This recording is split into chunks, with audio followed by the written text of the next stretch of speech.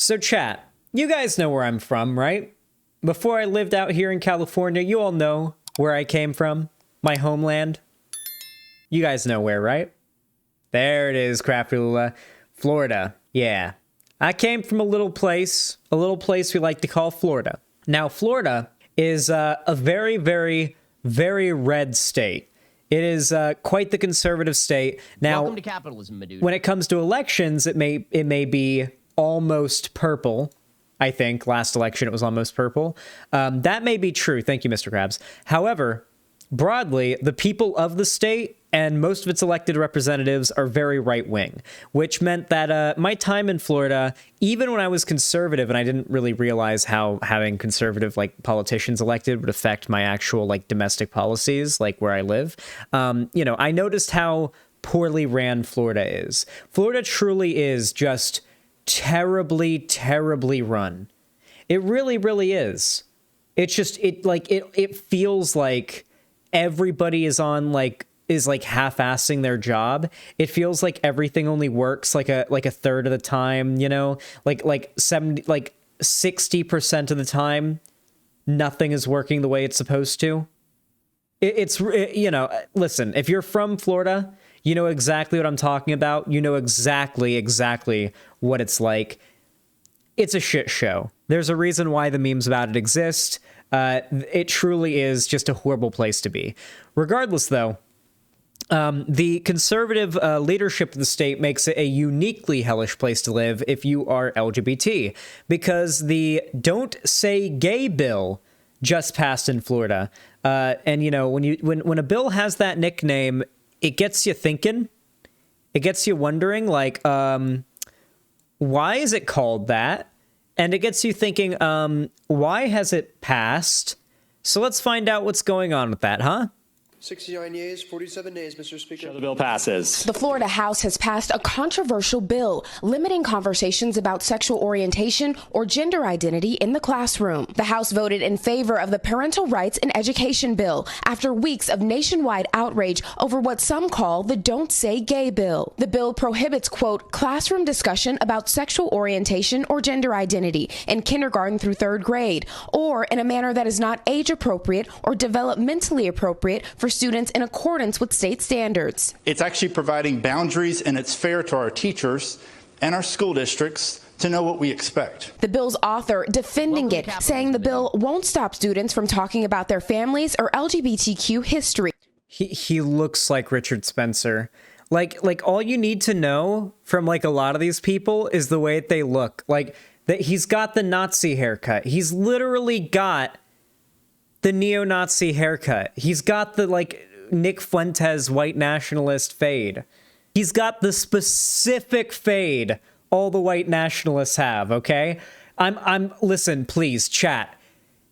Is there anybody who has this haircut that you know of who is confirmed not a Nazi?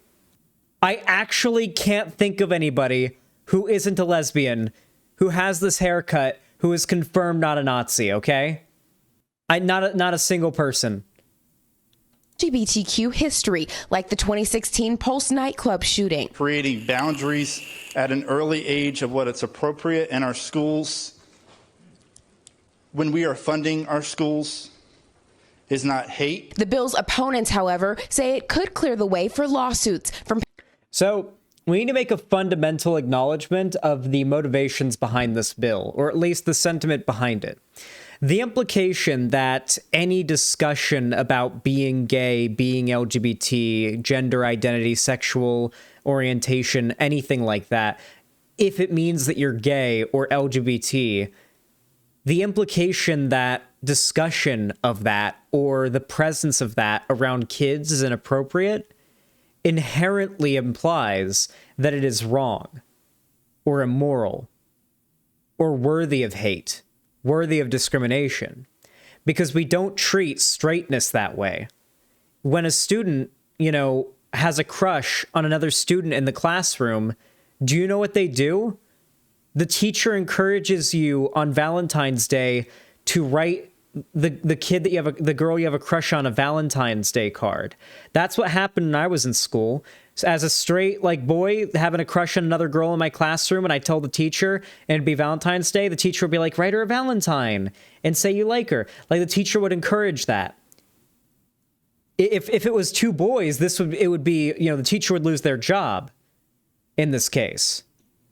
The implication here is simply that straight relationships, to be straight and to be cis, is normal and morally permissible and okay, and that anything standing outside of that, what you see as normalcy, is immoral or inappropriate for children to be exposed to, and thus should be covered up and concealed.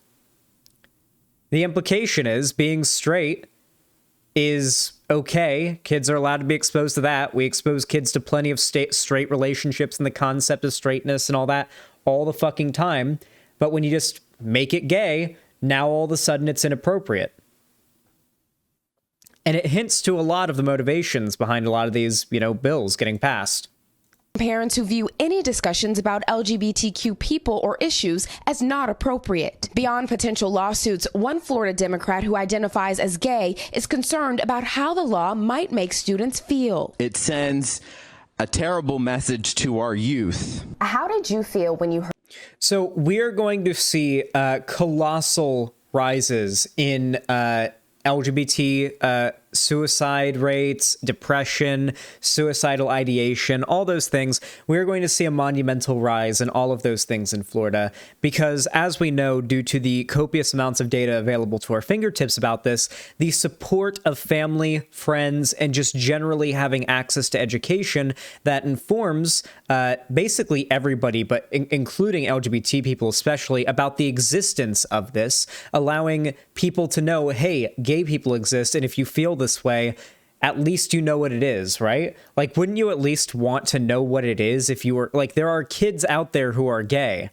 Like, if you're somebody who's out there and maybe you're, like, a little iffy on whether or not we should be teaching kids about, like, LGBT stuff, think about it like this, okay? Assuming you're not a homophobe, assuming you're cool with, like, gay people and you don't think it's a choice and you think it's all good and all that, and you agree, you're born that way and all that, you're all on we're all on the same page there. Don't you think by that logic it's reasonable to assume there are some LGBT kids out there and it may be best for them if they're allowed to become aware of the existence of being LGBT while they're young and having these feelings rather than feeling isolated alone and like they don't know what to do?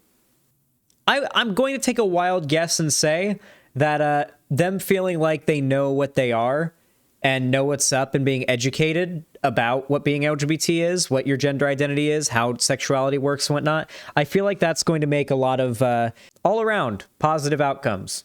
But conservatives don't like positive outcomes. They are demons. Heard the news. I felt furious. Sophomore Kaylee Sandell is president of her Florida High School's Gay Straight Alliance in Leon County. What do you think the impact of a law like this will be for students? They've been told all their lives that you can't talk about that here. Then they're going to believe that something's wrong with them and they will end their life. A nationwide survey of LGBTQ youth found 42% seriously considered attempting suicide last year. That number more than 50% for transgender and non-binary youth. A bill proposed by a group of Republican lawmakers. Whew. Yeah, that is a statistic that cannot afford to go any higher, and it will. That statistic will go higher after the implementation of this bill. I actually would like you guys to clip this with YouTube's new clipping feature, post it on my Twitter and at me. I'll retweet it, and we can come back in a year when or whenever they release the 2022 stats for Florida LGBT youth suicide ideation and take a look at how much it changes following the release of this bill, because I guarantee it goes up. All right, listen, you guys know my history when it comes to predicting things. I'm pretty good at it. Lawmakers claiming to bring more transparency to public schools. To ban the teaching of LGBTQ issues in Tennessee public schools. Florida isn't the only state proposing this kind of legislation. A free speech advocacy group. Oh, wow. That is, you know, this line is like the equator of racism, if you think about it, right? Like America's equator of racism. The closer you get to this line, especially if you're below it, the more racist it gets. or just generally the more bigoted it gets. But like, you know, obviously this applies, you know? And there's a good reason for that. This was the compromise line for what states would be non-slave states and which states would be. But, you know, in the end of things, though, it all just, this line ended up more or less acting as this area here is what I consider the center of, if I had been born black, let's not live here or in any part of this country. Okay, like it's like all of this I wouldn't want to live in if I was black in America. In that alternate timeline, that's the universe where I don't. Right, I end up living in I end up living around here somewhere or here. Finds that across at least 10 states, bills are being considered that would limit speech about gender or LGBTQ identity in the classroom. For those LGBTQ youth in Florida and around the country, you are loved. Florida's bill now heads to its Republican-controlled Senate, where it's expected to pass, before making its way to Governor Ron DeSantis, who has signaled his support. God, all conservative dudes really have the same look going about them, don't they? I guess a lot of leftist dudes do as well. It's just we tend to be hotter and get more pussy. Oof, rough. You're injecting these concepts about choosing your gender. That is just inappropriate for our schools. Talking about sexual orientation and gender identity in the classrooms is not inappropriate. He talks like a graper too. It is who we are. And Priscilla Thompson joins us now live in studio. And Priscilla, this wasn't the only controversial bill related to schools that passed the Florida House yesterday. What is the Stop Woke Act? Yeah,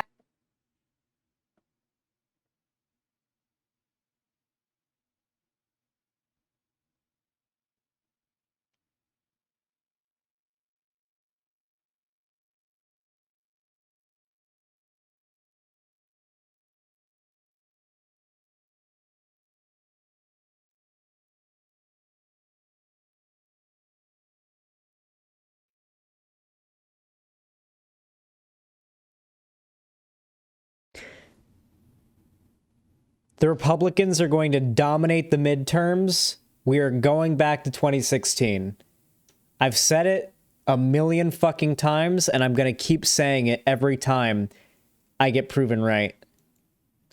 That is another bill backed by Governor Ron DeSantis, and basically it says that schools cannot make students feel, quote, discomfort, guilt, anguish because of their race, color, sex, or national origin. And the governor has said that this is meant to attack critical race theory, something that, to be clear, is not being taught in any K-12 public school in Florida. And in fact, opponents of the bill say that what it is going to do is have a chilling effect on educators as they teach about important topics like slavery, for example. But that bill yesterday did also pass the Florida House, and it now heads on to the Republican-controlled Senate for a vote. So these bills are going to have such long-lasting effects that if your generation's children, well, probably our generation, if you're in my generation, if you're like a 20-something-year-old, this Zoomer millennial generation's children will probably be subject to this bill for quite some time. Getting a bill like this, undone is quite the effort. And this is going to severely impact the progression of LGBT, acceptance and rights in schools, especially. We're going backwards. I mean, that's always how it's been, though, right? The right always has its pendulum swing back when the left is doing well. It's always happened, right? We get a little bit, we progress quite a bit, but then the right pushes back and the thing is, though, the right always loses more ground than they retake, right? Like the right is taking a lot of ground right now. They're going to destroy they're going to absolutely dominate the midterms. They are going to red wave the fuck out of the midterms. Maybe not that much, but they're going to have a very good midterm this year. And on top of that, we're going to see culturally a lot more stuff in favor of the right. But by the time this is all done and over with, the next push of right-wing popularity will be less to the right than this, right? Like, they're going to have to cede ground. Like, they're not going to be able to say that trans people are degenerate anymore. They're going to have to, like, cede a bunch of ground on that in the future. As society and these platforms and whatnot get more and more progressive, they have to. It's happened all throughout history, and it will continue to happen. It's a continuous cycle. Like I said before, if you're ever trying to find out exactly what kind of horrible, malicious shit the right is planning to do when they get into power, look at what they accuse the left of wanting to do or doing. Always look at that. The right has been accusing the left of wanting to indoctrinate children, to destroy accusing the left of wanting to destroy American history, and to get rid of science and start teaching pseudoscience and feelings in school instead of facts and logic. And then, guess what? Here they are passing bills trying to ban educational material they don't agree with politically, because historical events that happen in our country don't really mesh well with their narratives about how we live in a perfect meritocracy, and if you're brown or whatever and you're not doing well, it's all your fault. It's all it is. It all feeds into the same fucking content machine, the same propaganda machine that keeps getting them elected.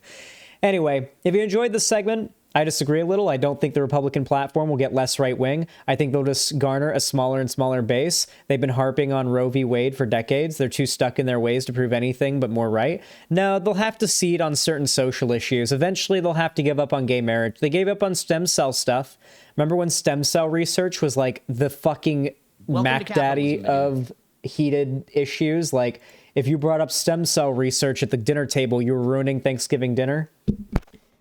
And that's like long since. Nobody fucking talks about that. They've given up on gay marriage. They cede ground. They've been ceding ground, right? Like, they ceded ground on women getting to vote. They ceded ground on women being able to work. They ceded ground when it came to ending slavery, Jim Crow, every single horrible, like, oppressive thing that's happened in this country that we undid was the conservatives ceding ground to us. They do cede ground. As long as we keep pushing, they do. These little, like, ebbs and flows where they come back and, like, have a little bit of a resurgence are them taking one step forward shortly before being pushed 2 or 3 steps back. I'm not talking about policy, I'm talking about ideology. The ideology never really changes, but what they advocate for does. How far their mainstream figures can go does, right? I mean, back in the 90s, you were able to have a radio show where you openly said that the gays were sodomites that were spreading AIDS and were evil and yada yada. Like, if you said that now, your show would get taken off the air. Like, these are significantly different eras of being able to, like, of messaging, right? Like it's worth considering, you know? At best, they'll be forced to dog whistle again until their dog whistles get called out again. It always happens, right? Like, their dog whistles always end up getting so mainstream that everyone knows what they mean. And they stop having they stop working. That's what happened to Pepe. They always just get so mainstream and so well known about that the dog whistle stopped functioning with their intended purpose. Plus, Nazis hate anything that they use getting normified. Oh my god. If you can normify a Nazi meme, they hate it. They'll abandon it and it just becomes a normie meme. It's what happened with Pepe. It's why they basically retreated to the Graper now, because Pepe's gotten so normified, so to say. It's gotten so culturally, like, broadly used that they have abandoned it because it isn't their little special thing anymore. They also lost the word cuck. Yeah, cuck becoming like a meme ironic word as well. Yeah. I think in the end, what really does result in the downfall of the right whenever they have their little resurgences is their own behavior. They always end up, like, revealing to their own audiences and their own followings how, you know, lacking in credibility they are and how ridiculous and horrible they are themselves. And that's always what ends up fucking them over. It's always a self-inflicted gunshot wound that tends to kill these channels and these figures.